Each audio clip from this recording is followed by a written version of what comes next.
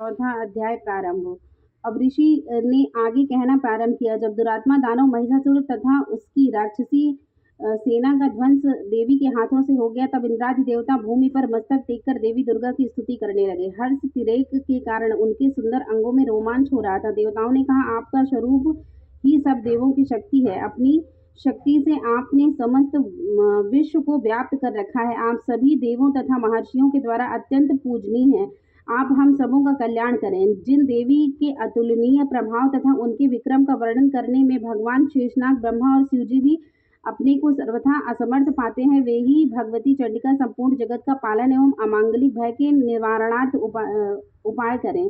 जो धर्म तत्पर पुरुषों के ग्रह में लक्ष्मी के रूप हो, दुरात्मा के यहाँ अलक्ष्मी के रूप से, विशुद्ध अंतःकरण वालों के हृदय में स्थित बुद्धि रूप से, सज्जनों में श्रद्धा रूप से तथा कुलीनों में लज्जा रूपड़ी बनकर निवास करती हैं, उन महामाया भगवती दुर्गा को हम सब नमस्कार करते हैं। हे देवी, आप संपूर्ण विश्व का पालन करें।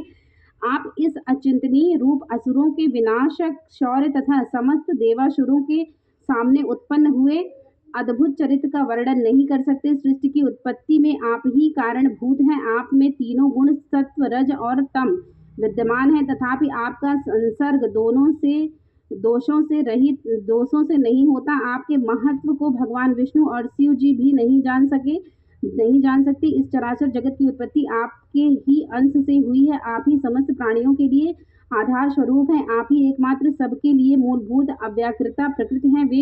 हे देवी, यज्ञाहुत में जिसके उच्चारण मात्र से सभी देवों की तुष्टि होती है, वह स्वाहा आप ही हैं। इसके अतिरिक्त आप पितरों की भी पितृदायिनी हैं। इसके लिए सभी लोग आपको स्वधा के नाम से भी अभिहित करते हैं। हे देवी, आप ही वह पराविद्या हैं जिससे निर्वाण प्राप्ति, अचिंत महाव्रत स्वरूपा, संपूर्ण दोष राहित्य, जितेंद्रियता एवं तत्व की सारता प्राप्त होती है तथा जिसकी उपलब्धि के लिए समस्त मुनिजन निरंतर अभ्यासशील रहते हैं। आप ही शब्द स्वरूप अत्यंत निर्मल ऋग्वेद, यजुर्वेद तथा उद्गीत, एक प्रकार का वैदिक गान जो छंद के रूप में गाया जाता है, के मनोहर पाठ से युक्त पद्यबद्ध रूप से में समावेद की आधार है। आप ही देवी तीनों वेद और छहों ऐश्वर्य से युक्त भगवती हैं। सृष्टि की उत्पत्ति एवं पालन के निमित्त आप ही वार्ता, कृषि एवं आजीविका के रूप में प्रादुर्भूत हुई हैं। आप ही इस जगत के महान कष्ट की नाशिका हैं। हे देवी, संपूर्ण शास्त्रों के तत्व ज्ञान की प्राप्ति के लिए आप ही मेधा शक्ति हैं। इस दुस्तर भव सागर से तारने वाले आप ही नौका रूपड़ी दुर्गा देवी हैं। आप सदैव ही असक्ति से रहित हैं। आप ही कैटव दानों के शत्रु विष्णु भगवान के वक्ष में निवास करने वाली तथा शिव द्वारा आदर प्राप्त गौरी देवी भी हैं। आपके मुखमंडल मधुर हास से पूरित स्वच्छ पूर्ण चंद्रबिंब के समान और उत्तम स्वर्ग की मनोहर आभा से अलौकिक है। फिर भी आपके इस अनुपम रूप राशि को देखकर राक्षस महिषासुर ने क्रोधाविष्ट होकर आप पर आक्रमण कर दिया। यह अत्यंत आश्चर्यकारक घटना है। हे देवी, जब वही मुखाकृत क्रोधपूर्ण मुद्रा में उदय कलीन चंद्रमा के समान रक्तताप तथा वक्र भ्रुकुटी के कारण भीषण हो उठी, तब महिषासुर के प्राण क्यों नहीं निकल गए? यह बहुत ही आश्चर्यजनक बात है, क्योंकि क्रुद्ध यमराज के सन्मुख ऐसा कौन जीवधारी है जो प्राण धारण के में समक्ष हो सके। हे परमात्मा स्वरूपा देवी, आप प्रसन्न हो। आपकी प्रसन्नता पर ही सृष्टि का कल्याण संभव होता है एवं कुपित होने पर कितनों का ही नाश हो जाता है। यह बात अनुभव द्वारा प्रत्यक्ष लक्षित हुई है। महिषासुर की विशाल वाहिनी आपके क्रोधानल में पकड़कर क्षण भर में ही भस्मीभूत हो उठी। आप सदैव ही अभ्युदय कारिणी हैं। जिन लोगों पर आपकी कृपा दृष्टि रहती है, वे ही देश और तथा समाज में सम्मानित, धन धान्य से पूरी तथा ख्याति प्राप्त के भाजन होते हैं।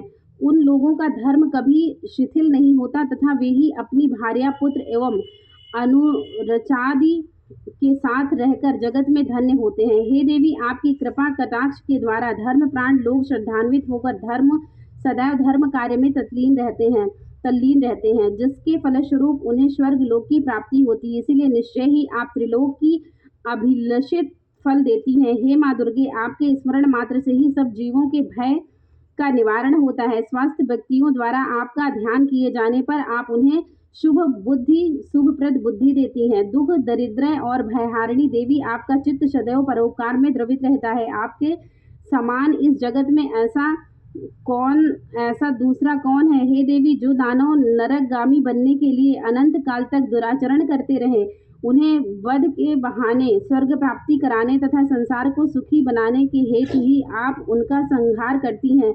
आप अपने शत्रुओं पर शस्त्र क्यों उठाती हैं? आप में अपने दृष्टिपात से ही समस्त दानव को भस्म सात करने की शक्ति है, फिर भी आप ऐसा न करके युद्ध स्थल में ही उनका वध करती हैं। इस बात में कोई भेद अवश्य ही छिपा हुआ है। वह भेद अनुमानित यही होगा कि वे सब दानव मेरे शस्त्र स्पर्श द्वारा पवित्र होकर स्वर्ग लाभ करें। इस प्रकार वे उन पापात्माओं के प्रति भी आपके उत्तम विचार रहते हैं।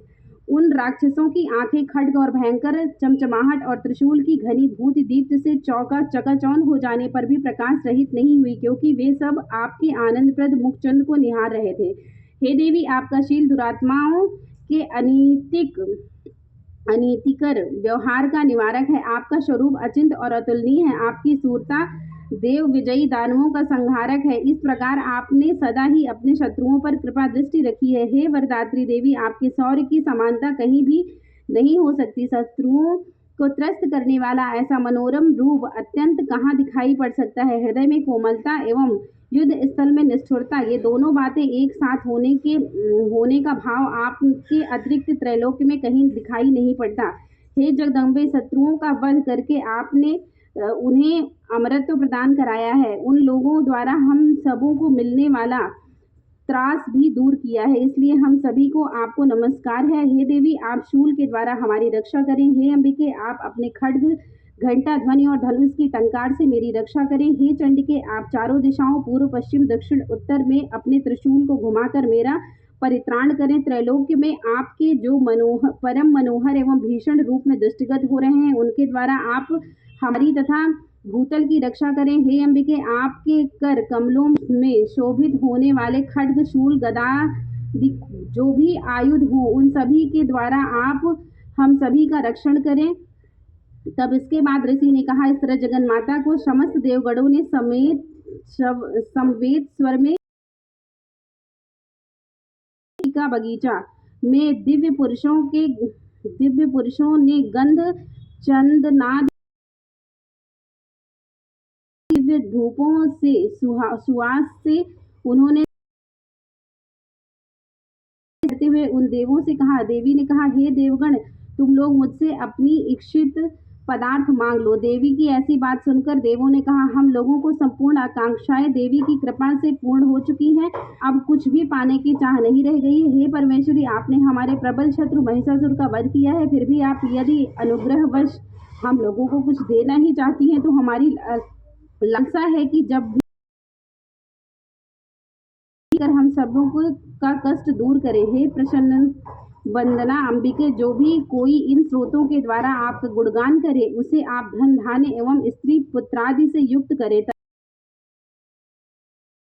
दृष्टि रखें। इसके अनंतर ऋषि ने कहा, हे राजन, देवताओं ने अपने द्वारा विश्व के कल्याण के निमित्त जब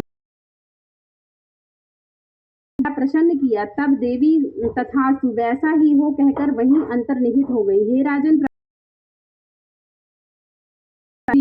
देवों के शरीरांश से जिस तरह प्रादुर्भूत हुई थी, वह सब वृतांत मैंने तुम्हें बतला दिया। तदनंतर देवों की हितकारिणी देवी ने जिस तरह गौरी देवी के अंगों से प्रकट होकर दुरात्मा शुंभ और निशुंभ